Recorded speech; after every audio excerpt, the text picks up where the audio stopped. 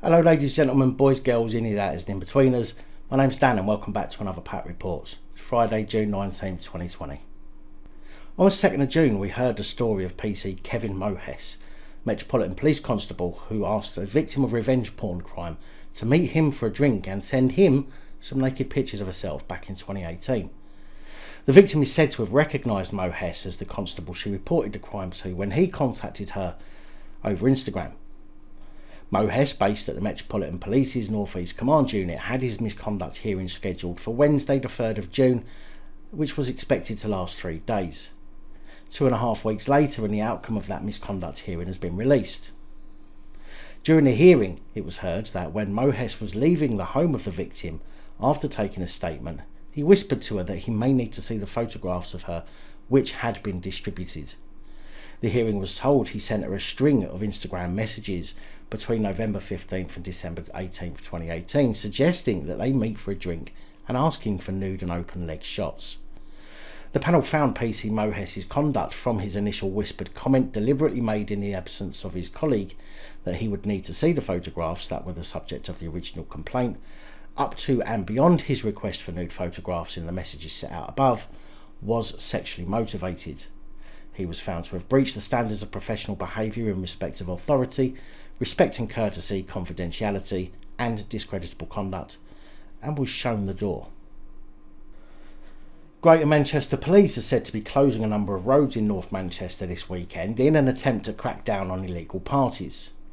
A statement made by Greater Manchester Police said that they have picked up intelligence that so-called organised criminals are planning to hold more raves at locations across the city. I wonder if they're calling them organised criminals simply because they're planning on holding some parties. I wonder what that would make those who organised the protests over the past weeks.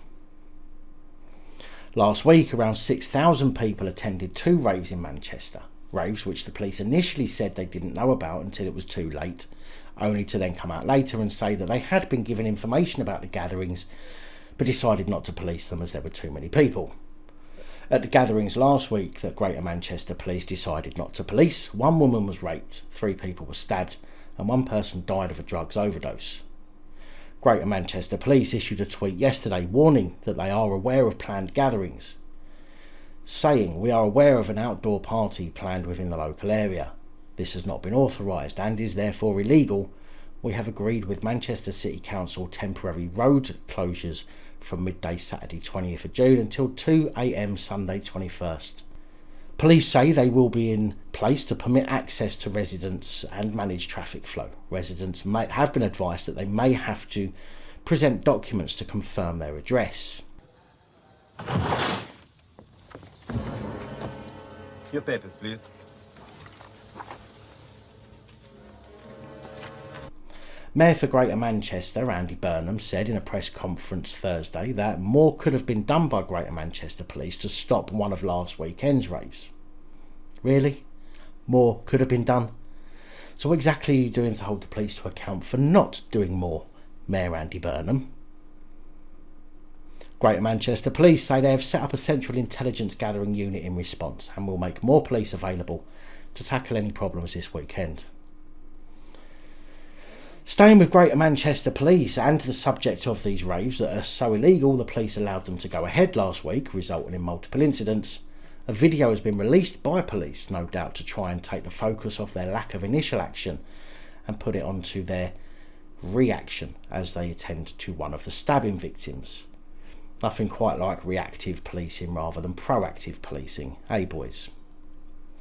With the police concentrating on chastising anyone who may go to one of the gatherings while trying to take the focus off the fact that had they acted in the first place, then it's likely the stabbings, rape and death wouldn't have occurred.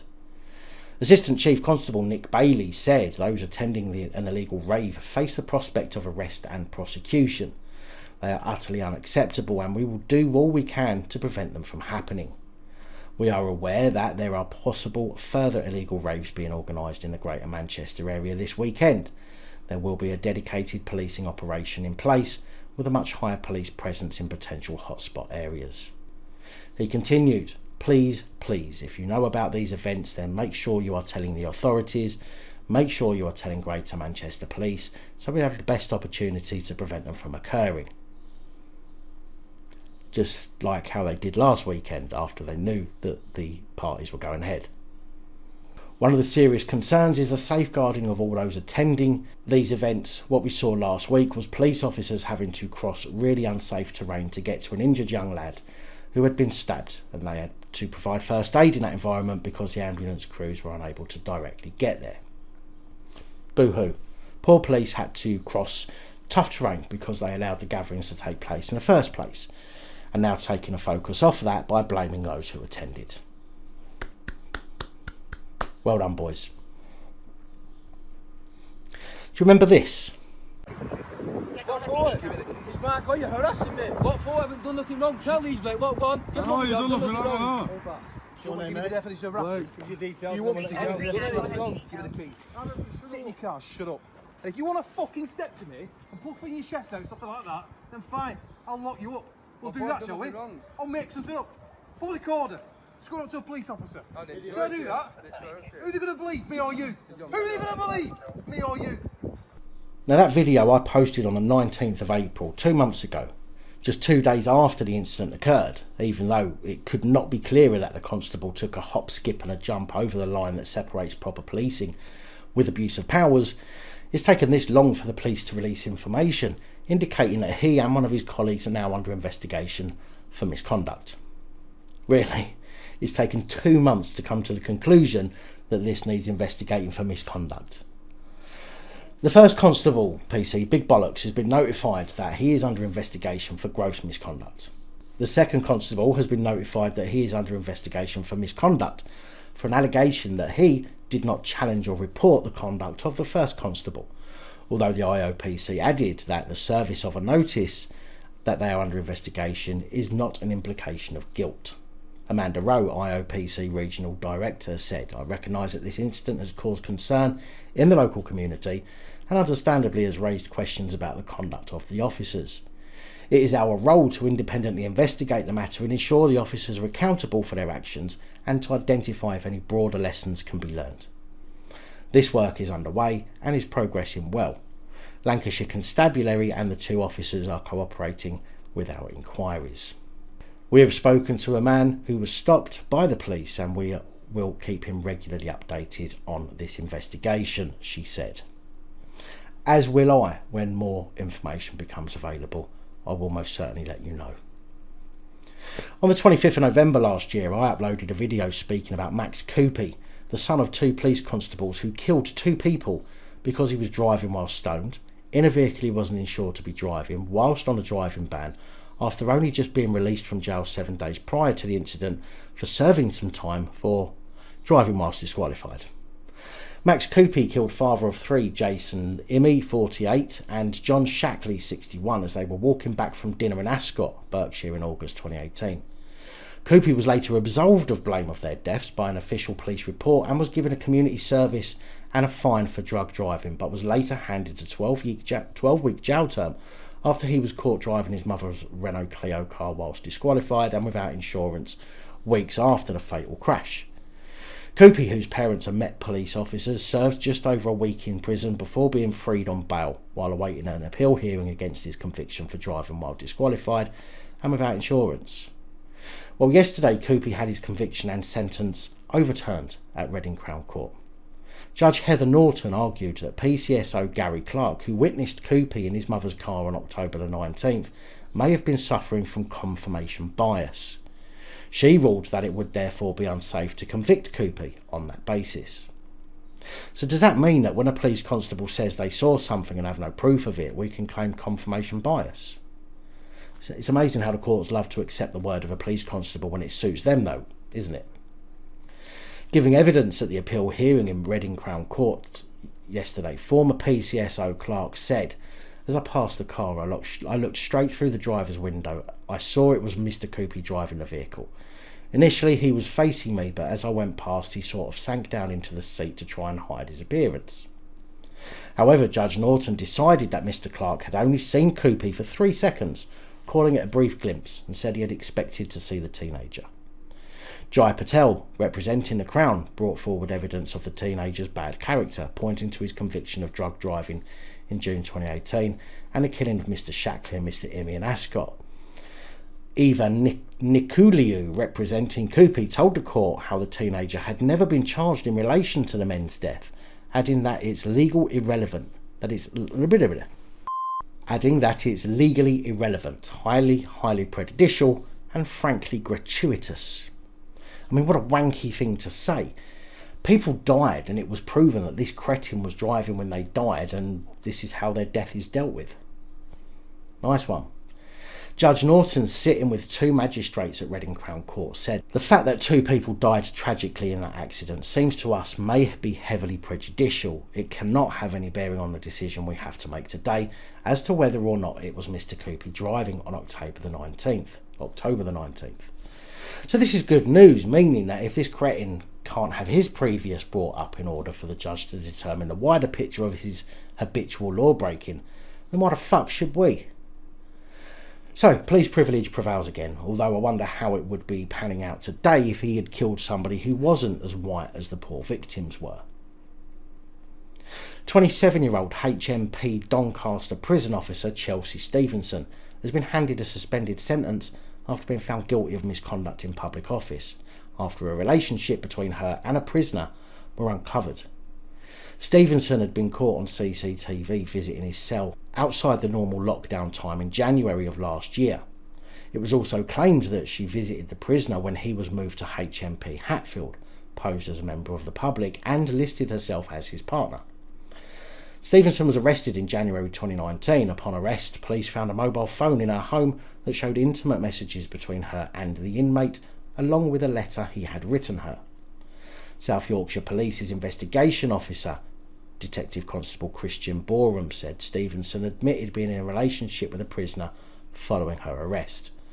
The public rightly expects a high standard of behaviour from prison officers, and Stevenson did not uphold those standards. It is important we continue to reinforce the message that behaviour like this will not be tolerated. Coming from South Yorkshire Police, the very same ones who still haven't dealt with this incident yet.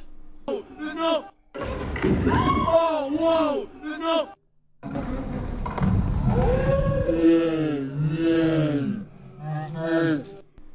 It's been reported that since becoming a prison officer in January 2018, Stevenson and her partner were threatened with a knife, a shotgun was fired at her car and through her letterbox, and her car tyres were slashed. Stevenson of Creighton Avenue in Rotherham admitted misconduct in public office in November last year. On the 12th of June, she was jailed for 8 months, suspended for 2 years. She must also carry out 200 hours of unpaid work and must attend 30 rehabilitation days. Now, it's been reported by the Information Commissioner's Office that police are extracting excessive amounts of personal data from the mobile phones of victims and witnesses during investigations and are in danger of discouraging the public from reporting crime. The report by Elizabeth Denham from the Information Commissioner's Office calls for a statutory code of practice for police. The ICO started its investigation following concerns police forces were inconsistent in how they collected data, and many took an overly wide approach to extracting data. The report says mobile phones reveal patterns of our daily personal and professional lives and enable penetrative insights into our actions, behaviour, beliefs and state of mind. Taking data without meaningful engagement with witnesses and victims of crime risks dissuading citizens from reporting crime, said Miss Denham. She said current mobile phone extraction practices and rules risk negatively affecting public confidence in our criminal justice system. Police data extraction practices vary across the country, with excessive amounts of personal data often being extracted, stored and made available to others without an appropriate basis in existing data protection law. Claire Waxman, London's Victims Commissioner, who raised concerns with the ICO, said major changes are needed in how the criminal justice system gathers and uses the personal data of victims and how this is being communicated to victims. Current practices around how police collect mobile phone data, how much data they request and how it is shared with others are damaging public confidence in our criminal justice system and can deter victims from pursuing the justice they deserve. We still need to understand how these requests from the police and the CPS for excessive personal data are fueling high levels of victims withdrawing from cases, she said. However, Claire Howell, a barrister at Drystone Chambers in London, tweeted in response to the report, "I've had several cases where the complainant refused to hand over their telephones and were compelled to do so by the judge. In all these cases, the material on the phones resulted in the case being dropped because my client was innocent." Now, I understand this is a controversial subject because there are people who are falsely accused of crimes, for example, and the information could exonerate them, and rightly so. But I think it's important to understand this isn't just about the information relating to a case. It's excessive data that's being mined, data that is likely to have no bearing on a case being investigated, and this is the problem, because we simply just can't trust the police anymore to do what's right and proportionate. Staying on the same subject now, it's being said that an investigation has found that rape investigations are being systematically dropped after victims refuse to hand over their mobile phones for analysis. The research by the campaign group Big Brother Watch is based on 390 rape cases that were handled by police in 2018 and 2019. 22 police forces in England and Wales were asked to provide detailed anonymised information on the outcome of the first 10 or 20 rape investigations that they had dealt with that year. In 22% of the cases involving 84 complainants, police made a formal request for access to digital records. In 100% of the cases where the complainants subsequently refused to hand over their mobile, police discontinued their inquiry. The police digital consent form states that if access to data is denied, then it may not be possible for the investigation or prosecution to continue. It also says that if a prosecution continues, the defence will be informed of the complainant's refusal to hand over material, and an order requiring disclosure may be made. A damning report by A damning report by Her Majesty's Crown Prosecution Service Inspectorate last December said that both police and prosecutors were severely under-resourced. It also criticised the large number of intrusive, unnecessary demands for complainants' mobile phones and medical records.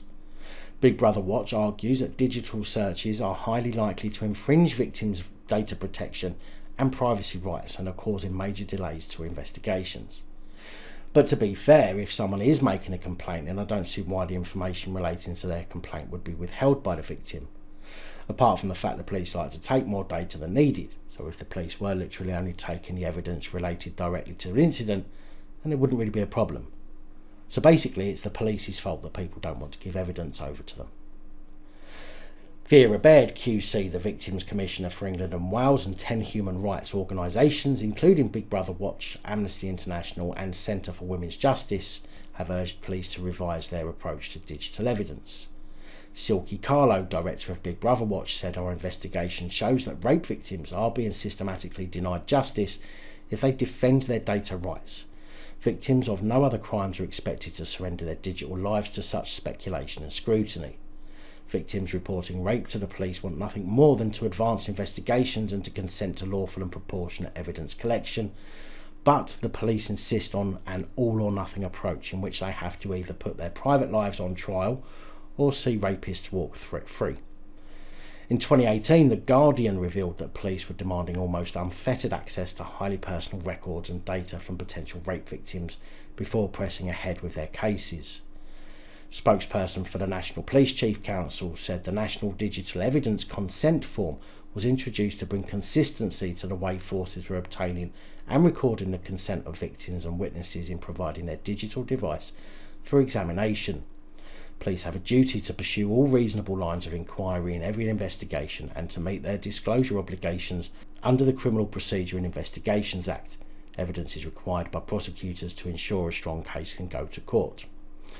It's just a shame that the police don't actually care about victims of crime anymore and actually focus on statistics, meaning that if you come forward as a victim of a crime and they find something they can use against you, even though you went to them for help, they will fuck you over instead just to get an easy arrest and up those statistics. Big thank you to channel Patreon supporters. Your support is truly appreciated.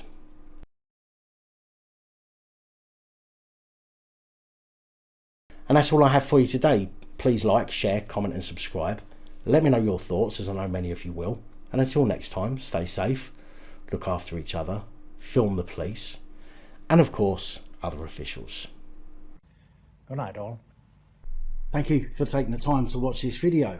If you like the content and you'd like to help support the channel, you can do so. In the description of every video there are some links to ways that you're able to help support the channel so I can continue putting out content. If you're unable to help us in that way, hit that subscribe button up the top there. If you haven't already, become a subscriber. That is support enough. Share the videos, comment, like, it all helps. If you're looking for something else to watch, up top there is my latest video. Down the bottom there is a video that YouTube recommends for you.